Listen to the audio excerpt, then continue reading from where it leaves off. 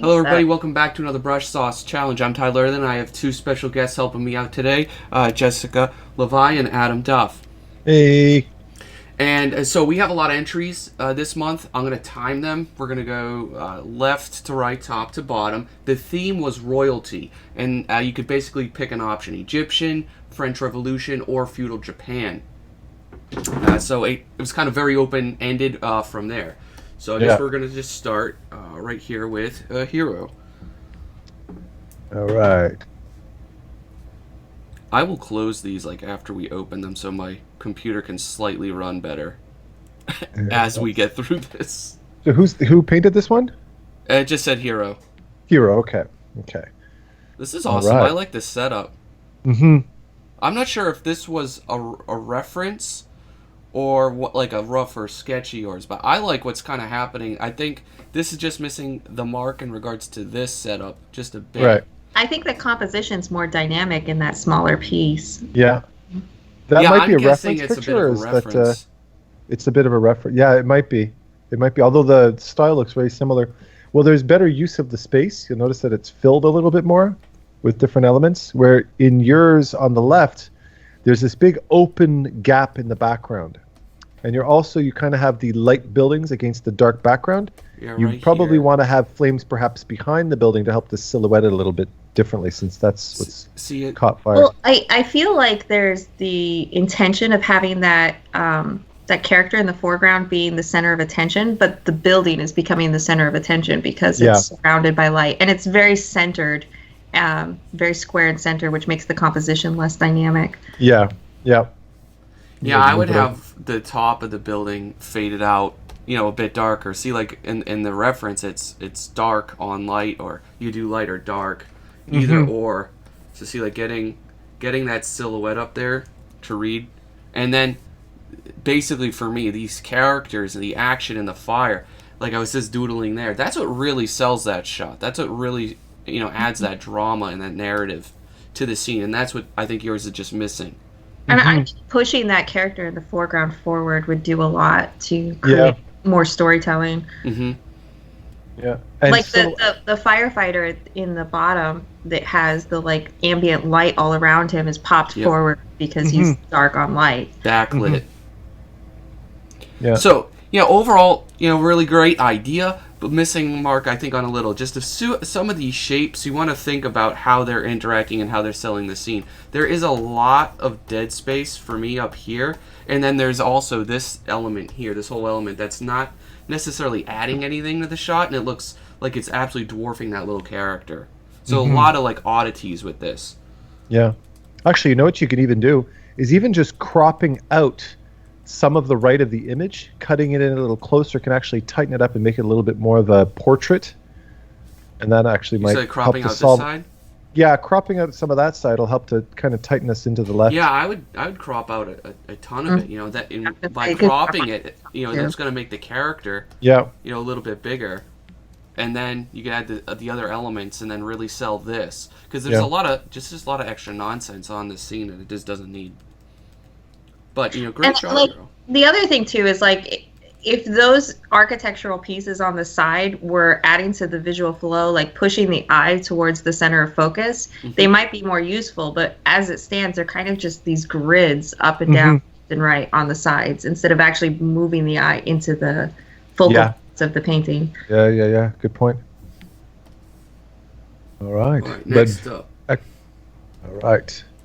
This is by... I think the name will be on it when I blow it up. Oh, yeah, in the bottom. Okay. Ming. You guys start us off. Oh, that's pretty. I like it. My first reaction as well. Very pretty.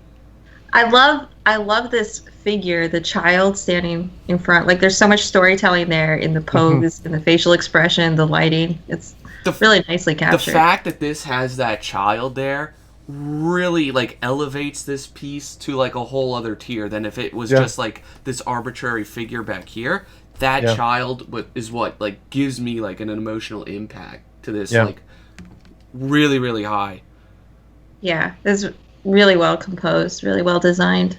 The figure in the foreground, cutting in on the side near the foot of the mummies, I think that could be worked a little better. That feels kind of less developed than the rest of the scene. Like you mentioned on the last one, I think just having a hint of that warm light, picking up some of this mid form on the side, to show that there's another torch, ambiently around, I think that would really help.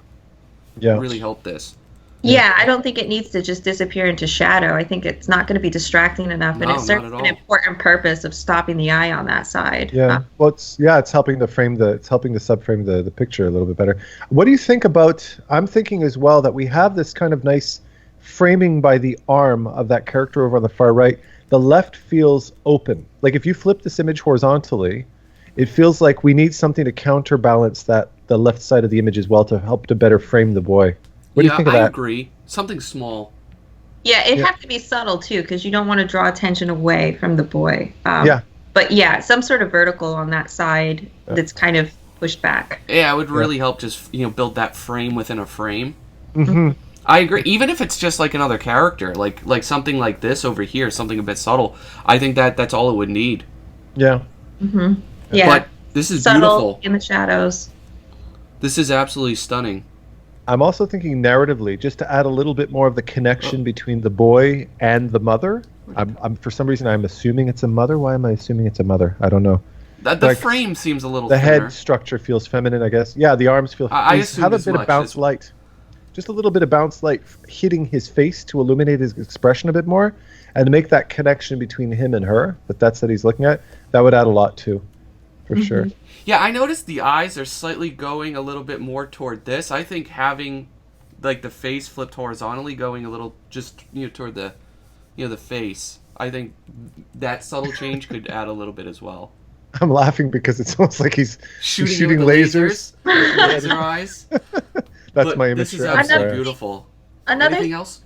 Very briefly, is the gold on the mummy is not reading as metal. And I think that maybe some just textural surface attention there. Speculars. Important. Yeah, get these highlights, make it look metallic. Because, I mean, the Egyptian mummies were draped in gold and gems and things like that. That's a good point, and I agree.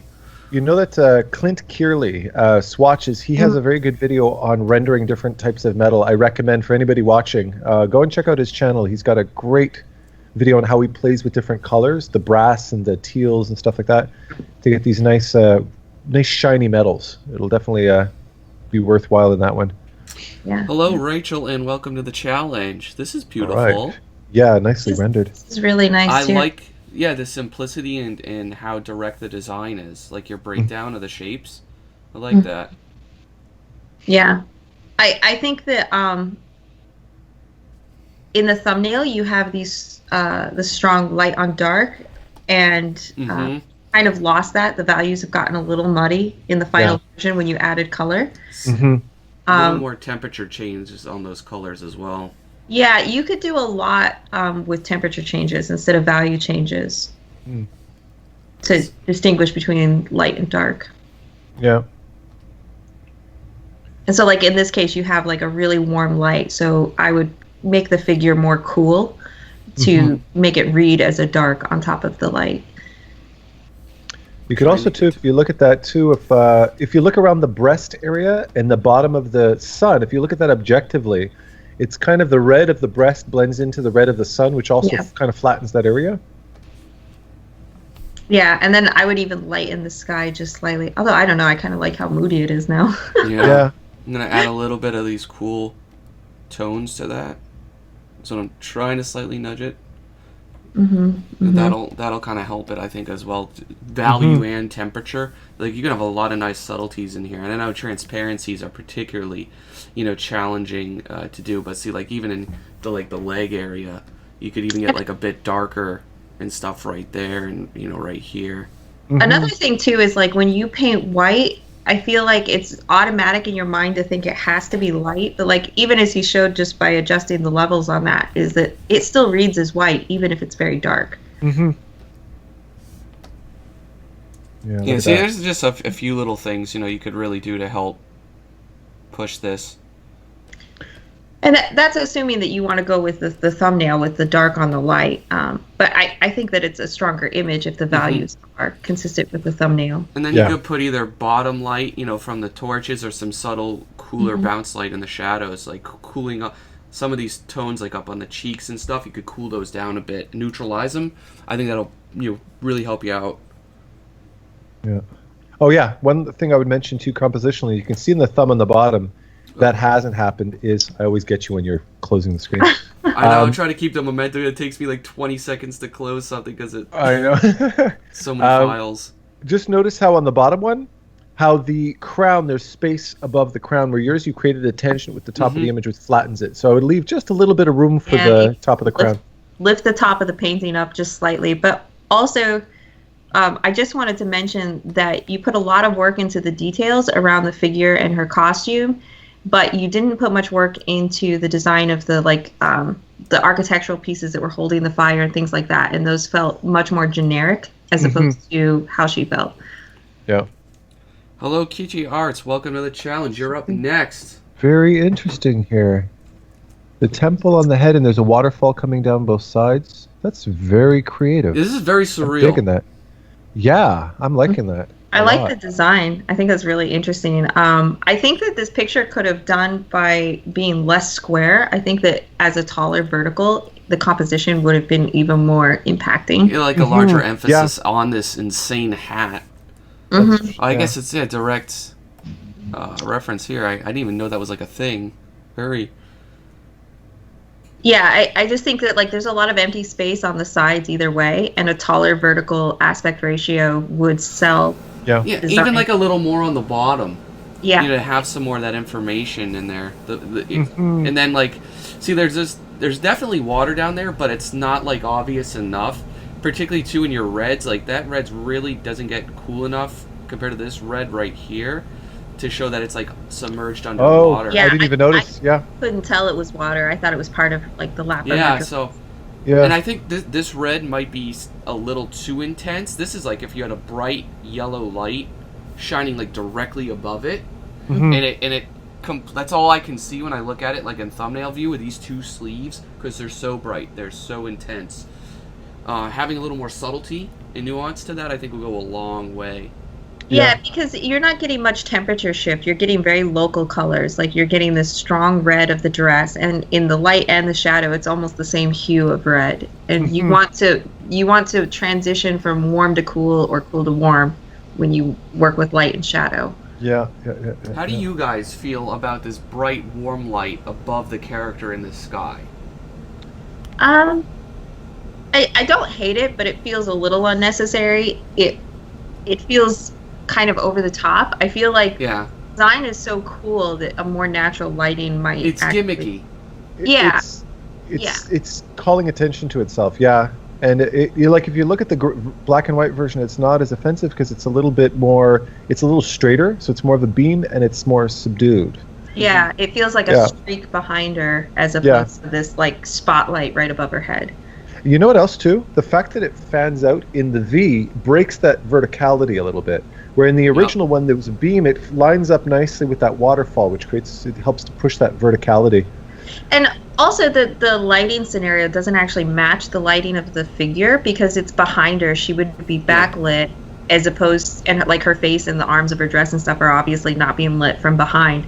I wonder if you were to do something where you had a more subtle lighting behind her, but then had maybe some interesting candles or something in front of her that were lighting her face. I think that would be a great alternative solution as well. The brilliant idea, but kind of I think we all are in agreement with that. It's kind of held back by the lighting choices. A little bit, yeah. All right, we got Adrian. Adrian's back. Adrian, come back for more. Oh, Sekiro, yeah. Oh, he's ready. He's ready to die. Die twice. My body's ready for Sekiro. Take me. Here we go. I'm so looking forward to it. Yeah. This is a nice idea. this is a cool guy. Okay. A cool design. Yeah. I know part of this, what I'm going to say now, has to do with my the resolution of the file, but I definitely think regardless of that, there needs to be some clarity with the edges in a lot of that.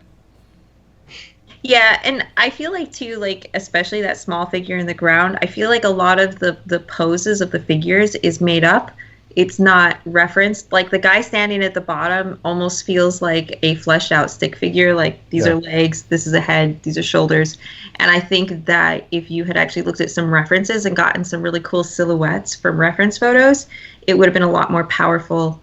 And again, looking at the reference of like the arm holding the staff and the arm going over the knee, like if you'd actually looked at references for that pose, I think it was. Yeah, basically there's just the 3D figure right here, but it doesn't feel like a natural pose. Like it does feel kind of stiff and mannequin, like particularly if he's going to hold a weapon, like a glaive that big, that's a lot of weight to it. And that further kind of makes the posing on him just a bit awkward.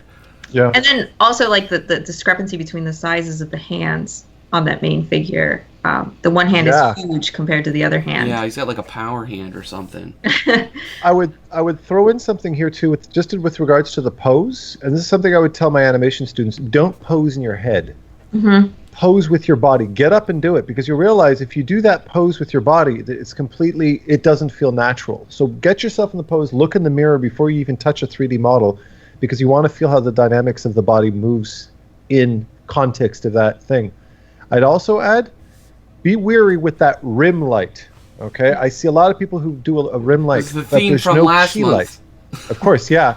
And what just having a rim light that evenly hugs the border, flat, it makes it look like a two-dimensional cardboard cutout. So you want to have some light hitting the face to create the roundness, right? You want to get the three-dimensional volume.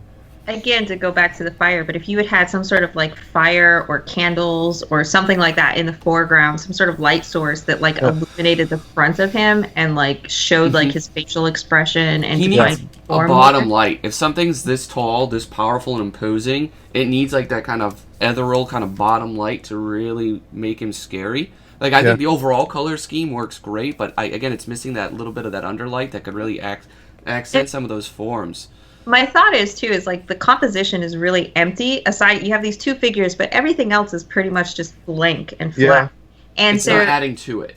Yeah, you could like fill that whole foreground with, maybe there's a crowd of people around this guy confronting this giant, and they have like torches and things like that. So there's this like light coming up from this crowd of people looking up at the scene that's reflecting upward, like Tyler was saying, like underlighting the face. And that might create a lot more complexity and useful lighting in the scene. And it seems like there's water there. There's a total lack of like that reflection and that light hitting the water as well. And I think that you have some dead trees back there. If you play up those dead trees so they can kind of take up a little bit more of this empty space as well.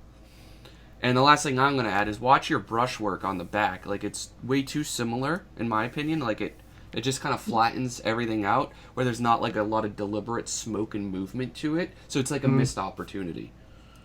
A missed opportunity. I had to. Great job, though, Adrian. Keep really nice, man. Very nice. Come on. You can do it, Mac. Be very delicate with the opening and closing of these because the computer spazzes out. 30 files, recording and a Skype call is testing. And what Mac is yours? What year is it? It's like 4 years old. Okay, I accidentally opened this one. Okay, it's gone. I told myself if I can get to the end of this year with this machine, then next year I'll allow myself to get a new one. You're gonna balling system. My get all the life out of it you can. You got remodeling the bathrooms is completely killing my bank this year. Here we go. So French royalty, great. Hey Alex. Cool.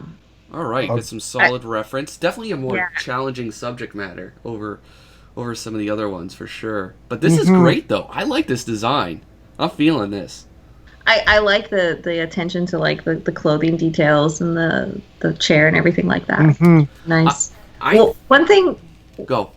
Oh, sorry. Go. One thing I noticed is like the character has a lot of light on their face and torso, but all of that light disappears when it comes to the chair, the cloth and the heads draped over the chair, the curtains. Some of that light would be showing up. That's exactly what I was gonna fix. But I was thinking too, like, given how his pose is and what the lighting is, I would try to. Yeah. I'm brushing here, but I don't. It's not really working. I'm like trying to knock back. Putting his face in shadow. It gives it more of that mood of the severed heads above him, I think. Oh, I didn't even notice that. Yeah, exactly. You gotta add that drama to it. Yeah. And I think doing something like that, really helps. And then you can... Basically, my overall assessment is I love the design and idea, but that lighting on him is so harsh, and it's so in your face, like, lighting can really sell an idea, and that's where it's kind of missing. You've done so much work with putting that really cool horizon of light behind him to make this ominous scene with the heads and stuff. And I would actually lighten the sky even behind the heads slightly, so you get a little more of a read there. And putting him in shadow is going to make this picture so like moody and cool. Yeah. To add to that, I would also say that to remember what the story's about. There are two elements that Jeszika and Tyler had pointed out was the severed heads, and under that is the French flag. Those are both very important storytelling elements. So you want to make sure there's a spotlight on them, right? Yeah. So otherwise, I just see a classy guy sitting in a chair, and I miss the context that he's French, and I miss the context that he's a dick, right? So you want to be able to tie that into him and have that light shine right down the middle and capture all that information. Yeah. You're just popping them out a little bit with some of that light. Yeah. But this is great, though. This is a great job.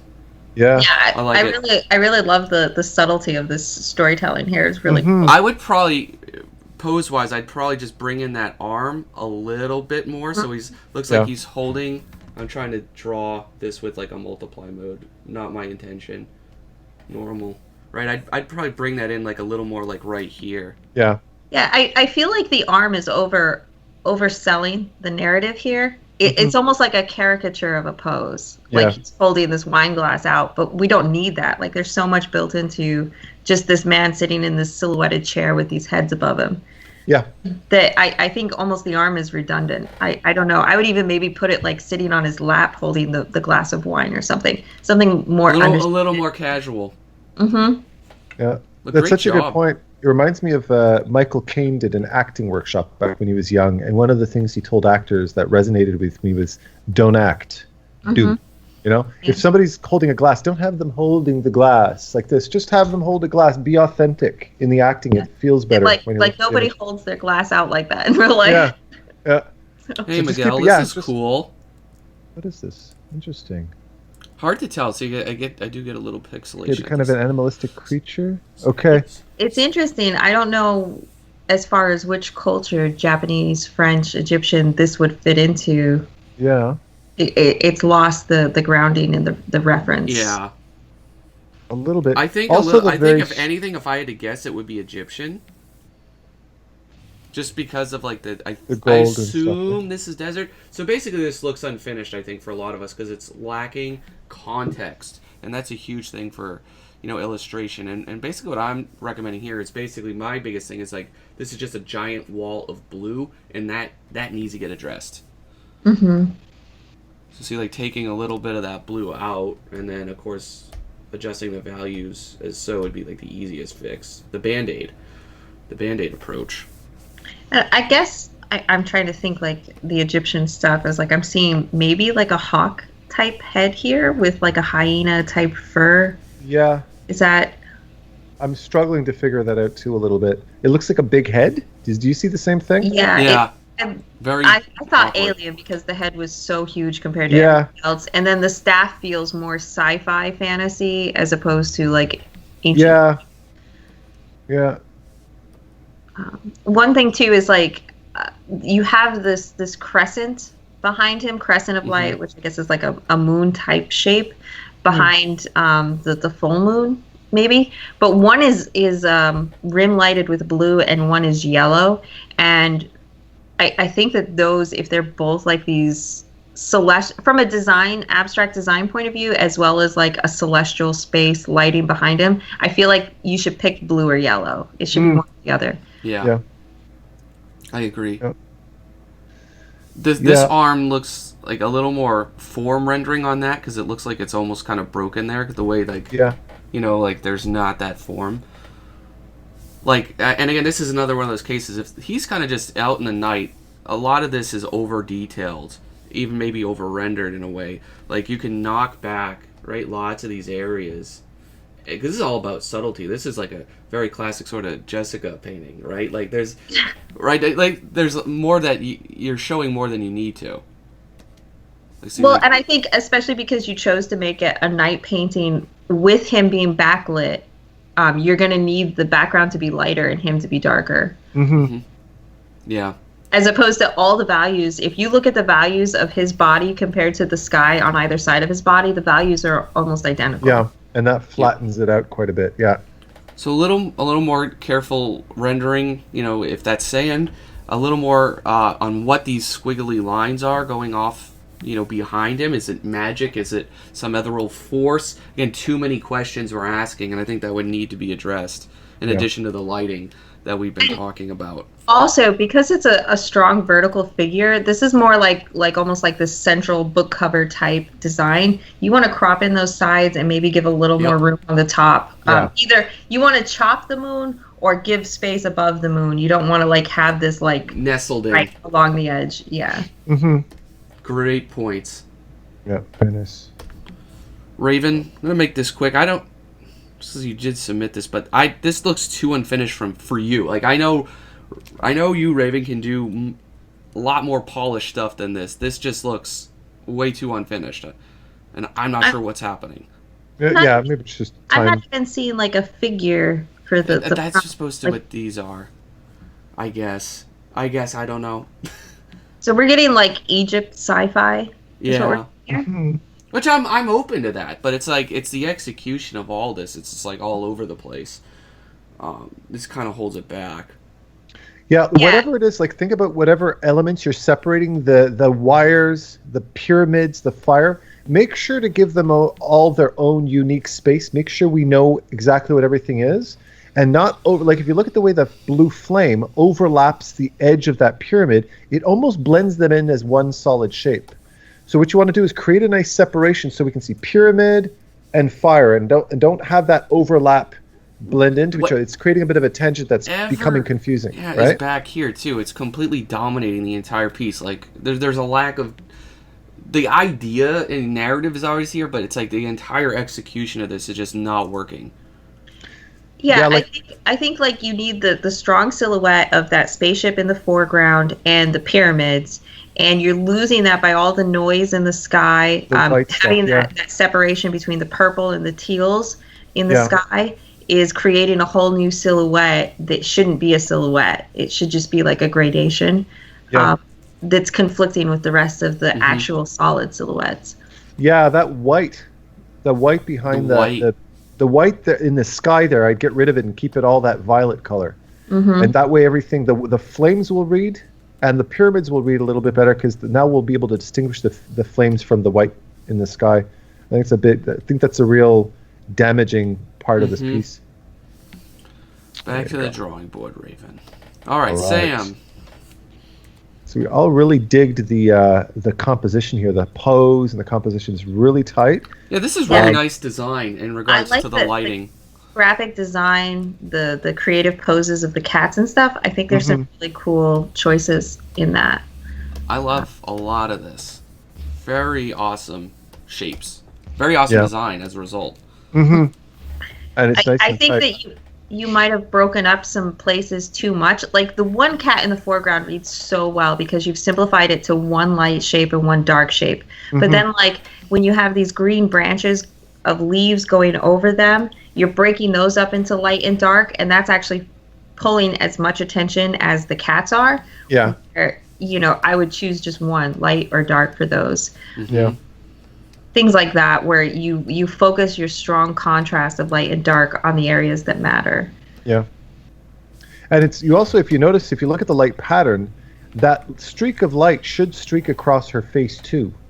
And we're kind of missing that, right? Her face has kind of got into the shadow at that point. It actually too conveniently is kind of dodging it. I think it's coming from behind her. That was the impression that I got. That it's like coming directly behind her. That's why the cat is like, as the cat's butt goes up, then the shadow follows up. Okay, yeah, I didn't get that. Okay. Cat butts for the win. The other thing too is if you just look at her face, one of the things that grabs me is she's surrounded by her cats, which she loves. So, You good? all right, we're back. We had a brief discussion. No. Yeah. No, so these I was cats, I mentioning- think, need to be different colors. Yeah, so they don't blend into the ground. Now, you notice, if you look at just in terms of contrast, you notice she's got this stiletto-like fingernail pointing towards a cat that's on his back, but because his face is hidden, it looks almost like she's killing him. And then the expression on her face is one of almost disdain. And it almost looks like she hates these cats when in fact she's loving them. So I would want to make sure to put a demure, elegant, but loving expression on her face, because that's kind of the story you're telling. Yeah, the and expression's make sure that, a little off. Make sure it's very clear that they are enjoying themselves, and that the body language of these cats is one of happiness, and that to get that kind of relationship. I would going create more separation between the background and the characters, like the face, like over here on that side. It just wasn't reading. Yeah. And then you could add, bloom and bounce lights. I mean, if you want to. I know it's kind of very graphic and simple, but just getting more color variety is like slowly what I was trying to do, because everything is just like, that's the same color as that, almost the same color as that, just the same color as that. These could all have like a lot of nice little subtleties too. Very, very flat local colors. Yeah. There was another thing too, is like if you look at like the way that Egyptians took care of their cats, that they treated them really well, and put like, they mummified them, put lavish collars and stuff on them. If this is royalty, like, you want to make the cats look like they put some cool collars on them, some ornamentation on them. And the other thing too is just to look at some references, because your cats, especially like the faces and stuff, and even her face and stuff, looks very simplified in an unrealistic way. Yeah, you could create these really cool graphic silhouettes in a more referenced way. Yeah. But, great submission. Anything else, Adam? I would put her face in the light. I wouldn't keep it in the it light. needs to. I'd find a way to silhouette her face somehow. Yeah, you could. With all the light and dark, I mean, you just throw the light over her face. I'm sure nobody would All right, we go, Woody. overthink it. All right. Woody was in the hangout on Monday with us, so he got lots of pre-feedback, which is open to anybody if you can make it to our hangouts. All right. Now, I'm going to jump in first. That's right. The main character is our character in the foreground, and he's looking out of the frame. Mistake. You never want to lead your eye out of the frame, because the eye won't know where to come back in. So you want to make sure to flip him the opposite direction, have him looking into the frame. Even if the narrative is that this guy in the background is going to assassinate him and he's being sneaky, the fact that he's in the background is enough, but you don't want to lead the eye off the page, because you've lost your audience right there. Yeah, see, so the I foreground think character, you want to flip him. Well, I was just going to switch the whole, because that would almost maybe, I'm thinking it'd be too much work, but like, I did the opposite. I just select the opposite way. One sec. Inverse, delete, right? So I'd pinch in, basically, right, like this whole side from there. So if I just fill that with like gray, and then add more maybe like to that side, so it'd be that counterweight to it. So that would, I know I'm kind of putting, you know what I mean, like just add more like out over to that side. Where is it? Crop. Yeah. Right, like this. So see, like that. That's what it needs. So now you can see that he's more left in the composition than towards the right. You push it to the left. It also gives a chance to like build up that chair, like look up some cool Egyptian artifacts and get like some really cool designs for the chair, and some really interesting architectural shape there. Whatever you want to do over here. I don't know. You could add definitely other figures. I would definitely kind of consider adding some more figures. And get away from this color here. This color is in everything. It's in the background. It's in the foreground. It's in this character. It's in that bracelet. This color here. Stay away from it. You got way too much of it, in my opinion. I don't know. I don't. It's unifying things, but it's flattening. I just think that it might be like, when you get those highlights around the building and the sky, maybe really push the cool a little extra in those highlights around the sky, because you get this really nice sense of atmosphere. It feels like a sandy place, and I do like the slight monochromatic quality of it, but I feel like if you just push it in certain areas, push some cools into the sky, the lights, you could get some cool effects. Kind of kills two birds, and it mitigates a little bit of that beige, the overuse of beige at the same time. So there you go. Yeah. That's what I would do. Anything else, guys, before I... No, not I well, would not also personally. question just the use of that red of the fabric around her. It feels out of place with the rest of the picture. I feel like you could have gone with like a rich blue or teal, and it would have been more effective. Um, Especially too if you look at Egyptian artifacts and things like that. There's certain colors they tend to use more. The bright red, the rich red fabric feels more Roman to me than it feels Egyptian. Yeah, it's true, eh? That yeah, it feels more See, royal. I would key everything down so that there's a clear separation of like inside and outside. Like there's no balance in regards to the exposure. Yeah, remember that back in Egyptian times, they didn't have light bulbs, right?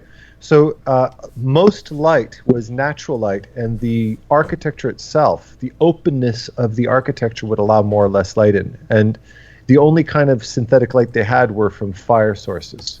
So you can see that there would be things that were much darker in certain areas, depending on the opening, depending on how open the concept was of that room. So there you go. I felt like the design of like the costume and the pillars and stuff was really nice, though. It is. It is. Yeah, I did a He really knows good. what he's And it doesn't call too much attention to itself either, which is nice. It feels really natural. Yeah. Nothing's overstaying. All right. Sorry, I feel like I have to constantly be pushing things forward. But there's just so many. No, it's fine. I would love to spend 10 minutes on each and every one of these submissions. I genuinely would. All right.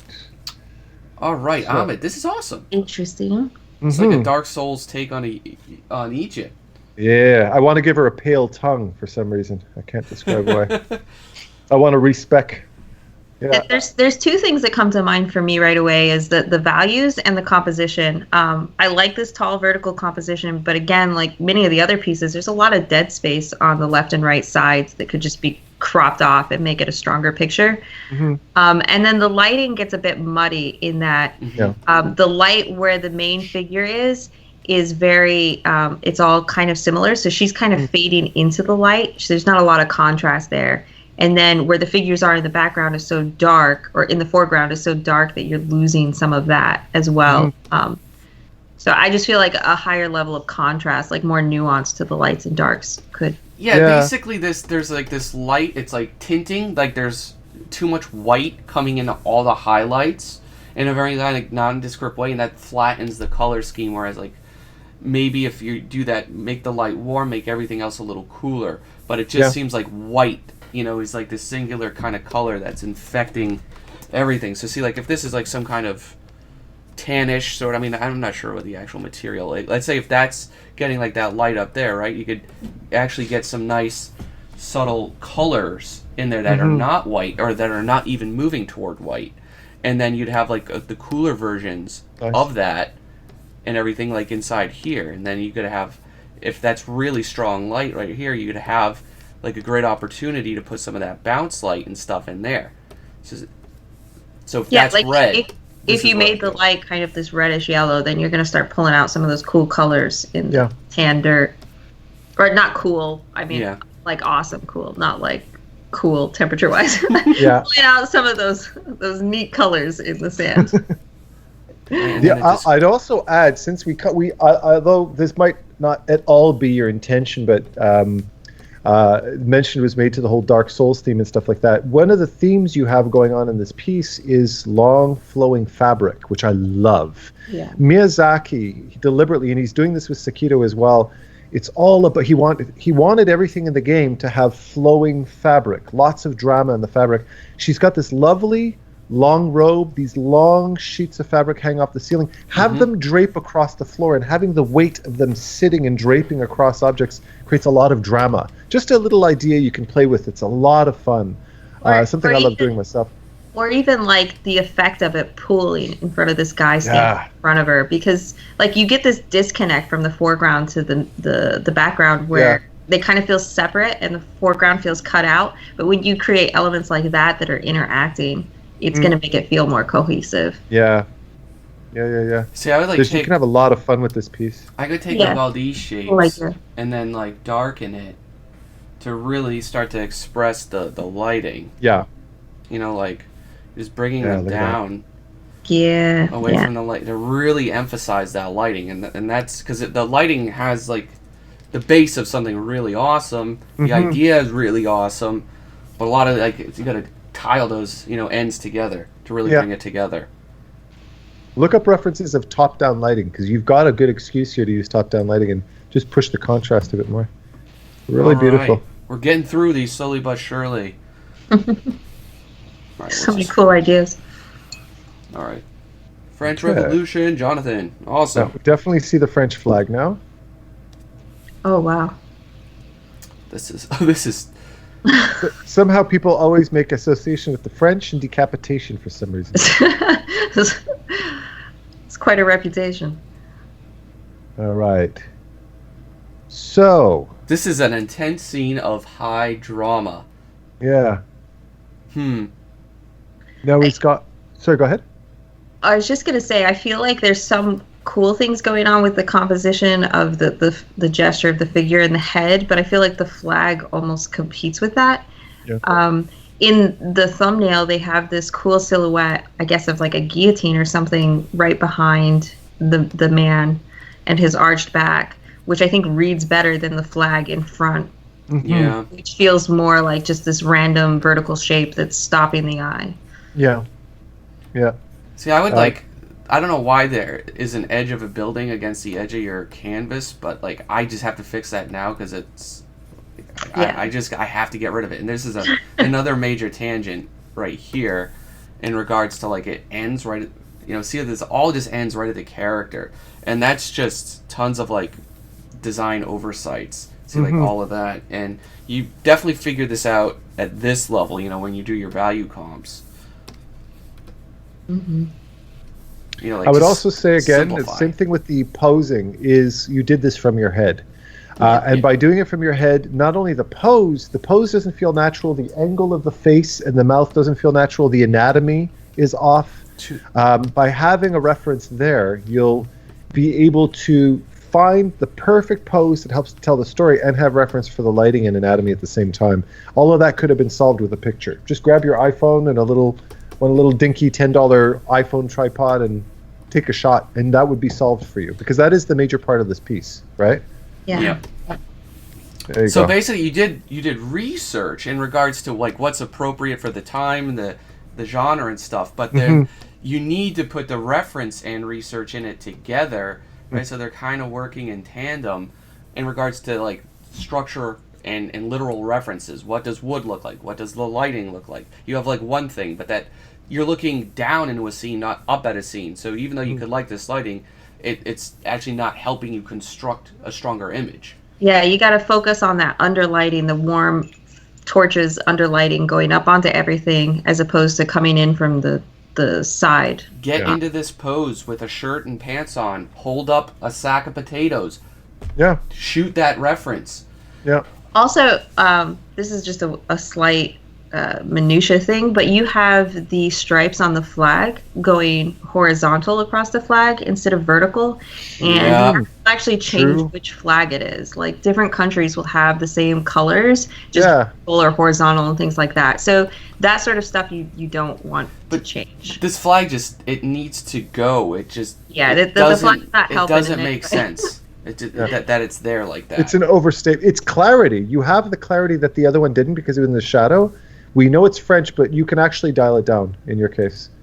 Yeah, absolutely. So yeah, don't spend as much time as necessary reference gathering. More time at the construction level. Foundation. If you have a good foundation, then go through and also, think about the shapes around the face. Like, when you saw Tyler going in and redesigning the silhouettes of the building and then putting that backlighting of the sky around his head, like, it popped him forward so much. And things like that will help you, too. Yeah. Now, got something really nice going on here. Oh, cool. I like the color. This is pretty. Again, a nice, solid composition. The guy with the fan behind her is infringing on her a little bit. That fan is kind of it's obstructing her. I would create a bit of a separation so that if she's framed and not that she doesn't have the fan sitting on her head like that, because objectively that's a little bit distracting. I'd almost like darken like a lot of this stuff, even for like everything I just grabbed there, and then maybe even like underneath there. I know these selections are on point, but maybe not. But basically knocking a lot of that back. Yeah, that helps a lot. Yeah. And keep that emphasis, on that character. And then notice how the everything pops, even the cat pops because he's take this information and simplify that. Just by design, blow out the exposure a little bit so it's not too not as contrasty, and again it will just keep that emphasis kind of like it's a classic kind of like pin-up sense. So I want to go basically up this way. See, just removing a little bit of the contrast and stuff back there. Yep. So there, something like that. See, it really just keeps that emphasis right there. And then you could really just knock, I'm not going to do it because it'll take too much time, but you could knock a lot of this back into shadow, right? Everything that I'm doing in red, you could kind of put that in shadow. You could put this whole side in shadow. Like really clear shapes of light and shadow. It's almost there. You're really close. But just push that even further. Yep. Like take this very clear shape, right, of light and shadow. You almost want to think of like a flat silhouette here. Like how can you flatten the shape with shadow? Like push certain areas just out, so it doesn't feel like she has light coming from all directions around her. Mm-hmm. But other than that, it's really cool. I like the design of the characters and the outfits. I like this. Yeah. I would say that the anatomy feels made up. Yeah. But this leg is like the biggest thing that stands out to me. Well, and then the arm, like the arm that's holding the staff thingy is the forearm is thicker than the upper arm. Yeah. Yeah. Not the case in most situations. Pro tip. Again, posing, yeah. Referencing yourself, you'll find a natural pose and solve a lot of those problems right there. Sure. We're getting there. Come on. A lot of ambient. I don't know if you're hearing this too, Jessica, but I just got a really loud background noise. That's me. Okay. We just have to talk over it because I have my mic's good and I'm also in a basement. Okay. So that's the boiler kicking in. I'm just going to make a very quick side note here. Here's my entry. I did not finish it. Of course, it's a building because I don't have the patience this week to draw some characters. But yeah, here's mine. I was going to do some freaking crazy Egyptian gateway thing. I was working on the Hangout earlier this week. This is only about 8 or 9 hours in, maybe. But yeah, I'm gonna touch up a lot of little things, add a lot of details, some hieroglyphics in there, finish the boats, add the characters. Yeah, I'm really glad you stuck with the dark sky. It's you guys convinced it's so much drama. Now I have the sky being made up of a total of 3 photographs. Oh, really? Okay. And then some overpaint. But yeah, that's gonna get there. I'll just throw that aside now. But thank you for everyone's feedback that was in the group on Monday and forced me against my will to go with a darker sky because I definitely think they were right and I was wrong. I wish I saw the original just to see the difference. I got it. I'll have a video. I'll put a thing up about it after. Yeah, it's just a lot more subtle, but I like the drama in it that it has now, thanks to everybody's feedback. So thank you. All right, Sam. I'm digging this a lot. Sam is here for business. Nice. That's how you do a 3D block out right there. Mm-hmm. And I think that's why yours is so on point. Yeah. Yeah, I want to say, like, out of all of them, when they were down to thumbnail size, this one jumped out at me. Like, the immediate read of it is really strong. Mm-hmm. Yeah. Which, I mean, you have a glowing purple figure, so it definitely... That definitely helps, yeah. It definitely helps that purple. The only thing I'd say is the scimitar is a little lost. We lose a little bit of that. I would want that to pop up. Like, light the whole thing. And plus the fact that it's purple with the purple lightning makes it kind of blend in. We kind of lose that form a little bit. Maybe make it bluer or more metallic might help. I did anything, it would just be like at this point, and this is what I have to do with my own scene, right? Since I used a very, very complicated and detailed 3D model, a lot of it comes back to, on the back end, simplifying some of the stuff that is just noisy and kind of competes with your actual message, right? Which is about, this character. So see, you're seeing lots of, like, if we zoom in here, right, lots of little architectural details and stuff way behind his shoulder. We don't, that's great, but I recommend, toning that down, turning that back, with the dial, just because it'll help your character read even more. Yeah. So I'm going to just copy and paste this just to kind of show, like, this is a bunch of the noise I got. If you could find a way to use levels, right, to just knock some of that back and remove contrast and stuff, it'll work, there you go. pretty good. Yeah. It pops them forward even more. Yeah, and that's all I need. And you could add a little bit and of even color cool it off too. Yeah. Add a little bit of that blue. It'll help those. A little bit of Those that. warm colors pop. Yeah, there we go. There we go. Ooh, And then run just to top it off, run that median filter on it, so you kind of simplifies some of that even further. Oh, I didn't know about that. High interest, emphasis now on the character, and then the glowing effects around him, which I didn't bother to adjust. That'll look spot on. So that's what I would do. Ship it. I did want to say on the scimitar itself, it does blend in. The purple's blended in with all the lights around him because it's so similar. But the rendering on it and the lighting, the specular light, is really nice. Lovely, yeah. And see, like, I would knock this little jar that you have here. I'd like blow that up and have a little more perspective and dynamic action on that coming right out of frame. Yeah, and the frame, the hat, and the tangent it's creating with that top beam. I'd extend that down just a little bit. Just paint it. Yeah. Like this. Lower the line, yep. Bam, problem solved. And it'll push them into the foreground better. And that's portfolio ready. Yeah, ship it. Awesome stuff, Sam. I think this is one of the most nicely rendered pieces out of the bunch so far. Yeah, definitely. It's good when you use awesome cheats like 3D. I know, that's what I thought. It helps a lot, folks. Take the time to learn it. Okay, what do we have here? Or shoot lots and lots of laborious reference. Either or. Alright, here we go. Kiko. Welcome back. I could probably pronounce that wrong. Interesting. This is very interesting. Compositionally, I think graphically this actually reads quite nicely.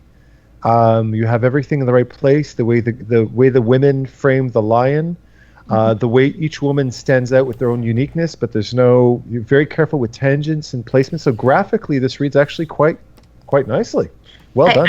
I would say that the horn coming into the lone woman's head from the wing, not the horn, but the claw of the wing, yeah. That spot right there feels a little awkward as far as tangents go, but that could be easily fixed. I would go more subtlety with the lighting again. Maybe I'm in a subtlety with the lighting phase, but like the way like these are so stark white and they're so just emphasized. I would, regardless of like how subtle you want to go, I would try to calm. Like this is all in shadow. Like the light's coming up here at the top of these knees and stuff. Right, they're gonna be, I would say, in shadow. Another thing too is you've got this nice, cool blue skylighting. Like the plant has like these cool teals going up where it gets lighter. So I think you would do well to balance this picture with cool lights and warm shadows. So anywhere where those whites are light are going to go bluer or tealer, and then anywhere they're in shadow, you want to push the warms and the oranges and the browns. Yeah. And that'll make the whole picture feel more unified, because right now you're getting like this bright orange wing of the lion, or is it a chimera, or I would think so. But of the creature feels very orange, and then the girls feel very like these local white, like flat whites. And then you've got like the blue sky and the orange sand. But if you go through the whole piece and think about all of the lights you want to push to like a bluish color or a cooler tone of that, or temperature of that color, and then all of the shadows you want to push towards orange or red, and it'll make the whole piece feel like all the pieces go together. Yeah, you can do that with just like one or two passes and levels. It'll always do it. I often, what I do is I key everything a little bit lower and then kind of group a lot of things, and then I'll just, like, if everything, I'll go grab like a selection, just add a little bit of warm, like right, if I go to red, slightly punch in, right, a little bit of red to everything. Alternatively, right, you can go to color adjustments, add a little bit of that magenta in there, and then that way too, if you want to do like the cool highlights, right, like on top of the Go. So you could go into color balance itself, and then it'll say like highlights, and then you could push all the highlights towards a blue, and then you could go to shadows and push all the shadows towards a red inside of the color balance tool, and that will help unify the whole piece as well. Yeah, very much so. You know what I would recommend you do? Look at Jessica's work. She's a very good example of, she knows how to work with the softness of colors and coolness of colors with little accents of warm. Check it out. It'll really help inform you and kind of give you an idea of where she's going with that, just because she's a very good example. See, like selecting just like the tops of these, and then you come in here with like, right now it's right here, just push that a little extra, like that extra 10%. Yeah. To kind of cool some of that stuff off with the fill light. I think I'm still on a weird brush mode, like always. I'm gonna say something too, and I mean this with all the love in the world. The lion has a very soft Bob Ross appeal to him with the hair. Yeah. He's got a perm. Lions don't have perms, so you might want to reference that as well. Mm-hmm. But he definitely, I could picture him painting a nice soft landscape right now. I'll put it that way. Yeah. Yeah. He's the gentle lion. Ruff, ruff. Nice. All right. My terrible cowardly lion impression. All right. Awesome job. Yeah. Really cool. Yeah, I really liked the composition in that, like with the girls and the multiple figures. It was really nice. Very classical, yeah. This is cool. All right. Yeah, we got a lot of storytelling in this Tax. For me, there's a disconnect with the style, and that's like my biggest deal with this. You have very high rendered, high detail in regards to information, with photo textures and stuff like that. But then you have very graphic, very comic looking, stuff, characters, and there's a separation. And I don't know much about like caricatures or cartoon styles, but there is something that's standing out to me. That guy's pot belly is like the highest point of contrast in the picture. So I keep looking at right his here belly as opposed to anything else. Yep. Yeah. Oh, look at that. Just knocking that out helps you focus on the rest of the piece. Yeah, it's true. Also, the acting of the child on the throne, I love it. Like that's really nice. Yeah, there's a lot of fantastic things about this. Yeah. See, like, the characters have a very firm kind of, like, line art integrated into their style aesthetically, but then you don't really see that on the environment at all, and that's kind of what was like, what? It separates a little bit. Mm-hmm. Yeah, I would go back and redo the entire environment in the type of treatment that you did the characers. Which is like flat, graphic. Trace the back. If you like the background elements, just trace them, but do your own coat of paint so that you don't have all this texture, right? Because these are photo textured. The characters aren't photo textured, so there's a little bit of that disconnect. Yeah. Well, and also, like, if you go back and trace it and redraw it, think about the ways that you've exaggerated the forms of the figures, and then do the same thing to the buildings and the plants. Like, everything should have the same level of stylization. Mm-hmm.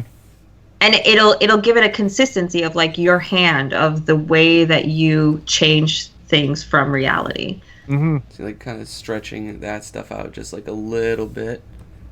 Mm-hmm. Get rid of some of the stiffness that a photo can do. And like have that motion in it.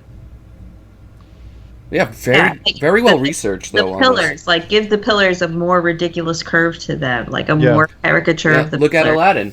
The Aladdin animated movie. They do that sort of stuff very well for this style.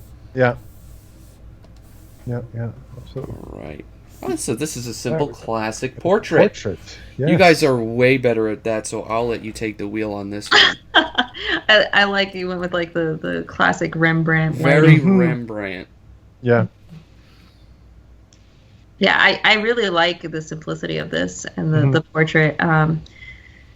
There's some slight things on the face where I feel like the rim lighting going down the center underneath the nose and then that dark shadow behind it might be too harsh. It's making it start to become caricaturized,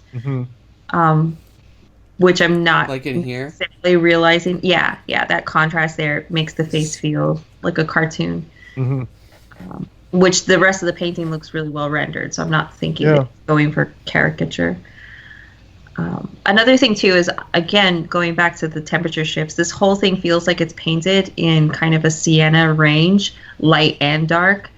So you want to pick, like, if you want your lights to be this warm sienna color, then cool down the shadows. Go to like adding in a little bit of like a phthalo or a Prussian blue to the shadows, and it'll give it more drama. Like that whole range. Too. Like you notice there's a heavy the warmth also comes from a lot of saturation. So bringing in some grays can, in and of themselves, since you have a very warm tone, that'll actually make them appear to be cooler. So you can actually cool off a lot just by using a few more grays in this piece. Yeah, I just desaturated the shadows, and that already kind of started to nudge it. Yeah, and it made his face more interesting too, because you have these warmer colors on the top of the face and then the lower face that's more in shadow, or like where there would be like stubble of facial hair and stuff gets cooler and desaturated, and it just gives his face more interest. Yeah, like even going like to this a little bit of this mid-tone range, which I'm trying to grab, and adding like a hint of that green. I mean, I don't know a fancy proper name to call it, so I called it that green, but it's something, fairly subtle, like in here, I think will add as a nice transitional neutral. I would just add to this is the other thing that the warm tones are doing is stealing a little bit of attention away from the face. And remember, whenever you do a portrait, it's to glamorize that person. So by cooling off or even desaturating that background, that skin tone is going to start to pop forward, and you're going to feel more inclined to look at the face, then kind of allow that face to get blended in. You'll see it'll make quite a difference. Yeah. Especially because this piece is so minimal. Like, so much of the piece is just these like huge dark spaces with a small slight light area. You really, these subtleties of temperature shift and things like that will do a lot to sell this piece. Yeah. Dave Raposa, really good at that sort of portrait and that type of lighting if you need additional references beyond like the classical Rembrandt. That was really well done. I thought. Wow. Yeah. Pavel. Pavel. With a V instead of a W. All right, I think this is his pre-submission before we were talking with him, Jessica, on Monday. Right? Yeah, I think this is before he fixed a lot of that stuff we were on him about. So yeah, the skin does look smoother. So I think this was after he started using the airbrush and stuff on the skin instead of that choppy painterly. So that there is some smoother transitions. I feel like there's just a lot of attention to like edge work and stuff that needs to be looked at. Like the figures behind her need to. I mean, it's okay for them to be simplified shapes, but there needs to be just an impression detail here, some form, things like that. Yeah, like just the edges around everything feel choppy and cut in and cut back and cut in and cut back, and just zooming in around on some edges and finding out like where that edge actually is can go a long way, and cleaning it up, getting a nice line. Shoulder needs like a bit of an adjustment too, just because that's what caught my eye. It sticks out against, with the contrast and everything. And I think there's some really cool ideas here. I think like this cool skeletal cat, this mummy queen pharaoh chick, like that's really cool. I like some of the design ideas. It's just in the execution, it needs more polish, more time. A gentle touch. It seems like there's a bit of a heavy-handed approach to it. Yeah. It still feels like a lot of it is in a thumbnail stage that hasn't been polished. Yep. But great job. It's heading in the right direction, Pavel. And the background as well, like there's this flat gray background. I like the simplicity of these forms around her, but I feel like the background just feels empty. It just feels ignored. So to have something there, like some sort of structure, some sort of wall or architecture or something, so it doesn't feel like they're just floating in space, in gray space. Yeah. Now here's an entry that did not ignore the background. Yeah. That's lovely. That's really This is really lovely. I my main thing that grabbed me was the placement of the character. I would actually maybe scale her down slightly so that she's framed a little bit better in that area, because it's kind of it's clustered in a little bit too much with the statue. No, I 100% agree. There's a little bit there. That'll fix like everything. I think that's like the main issue. Yeah. And on top of it, these structures are huge, so it totally makes sense for her to be smaller. Yeah. Like I would go like right about there. Look at that. Like, stick her right in that shadow, and bam. You see what this... I'm going to play the lottery here and see what the content-aware fill will grant me in terms of in terms of luck. I never use that, so I'm very curious to see. Oh, I abuse it, but yeah, it's a hit or miss. Oh, I did on the wrong layer. It's a hit or miss, but like if you're fixing like arbitrary details or patching in just like nonsense, it's really good for that. See, it's better than painting that all from scratch. I should really use that more often. Holy it's powerful. Hey, that doesn't suck. Huh. This is awesome. I love this. Yeah, I love the lighting on that archway, like as it opens up and the light and shadow there, the contrast. It's just some really beautifully designed shapes. Yeah, great colors, great graphic composition. This has got a lot going for it. You know what? A little something you could add just as a directional element and to contrast, because the overall, since we're having a very similar type of architecture, just something to break it up is maybe have a bit of torchlight coming from inside the thing. And that'll help to create a stronger focal point and balance all the natural light as well. Yeah. One thing that's standing out to me is like so many areas are so well rendered and so well designed, but when you get over to the statues on the side, like the faces of the statues, they feel much more simplistic than the hieroglyphs and the carvings in the stone and things like that. So I would maybe just go through and do another detail pass and really dress those up and bring those to life. Get some of these colors from the sky, bring those into the statue. Get those jet black shadows, and then a little bit more detail, clarity in this foreground. Since it comes right up to the viewer's eye here. You can use contrast to kind of anchor and push the viewer's eye to the character. Yeah, you know what you could do is ambient light. So like inject some of that blue sky light into the shadowed areas. Particularly since they're long shadows, they'll catch a lot of ambient light there as well. That would really help to balance the warm tones as well. Yeah, I think that would do it. But yeah, this is great. Great job. Well researched. Well put together and thought through. We're digging it. The composition is really lovely too. Like just the angle you chose, the perspective, the structure of the buildings, everything is working really well. Yeah. All right, so this is the part where we're going to pause it and choose our favorites.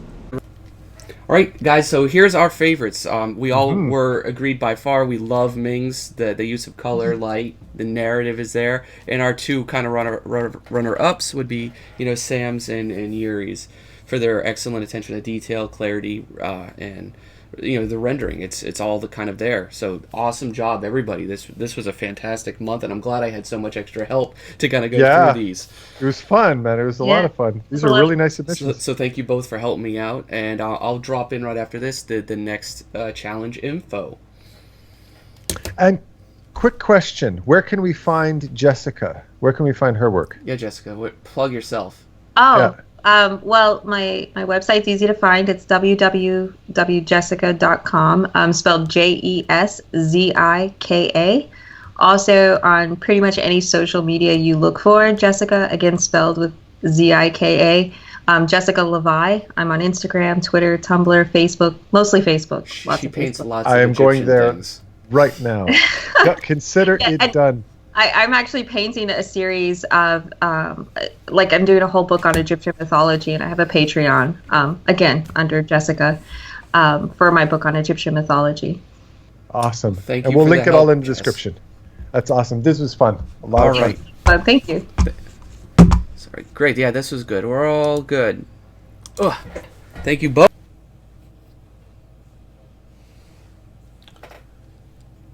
Hello, everybody. So the next challenge is going to be due March 10th, and it's titled Rooftop Rumble. Now, this is kind of inspired by all the awesome, stylized, flashy art of the latest Spider-Verse movie. There's lots of art out there on it. And so basically your job is to kind of maybe depict some sort of conflict on top of a roof. Now, this roof can be of a modern-day city. This roof can be more of a fantasy city, sci-fi, whatever it may be is your choice, but it has to be on a roof and it has to be some sort of conflict. Okay? So if you have any other questions, just leave them below, and do take care.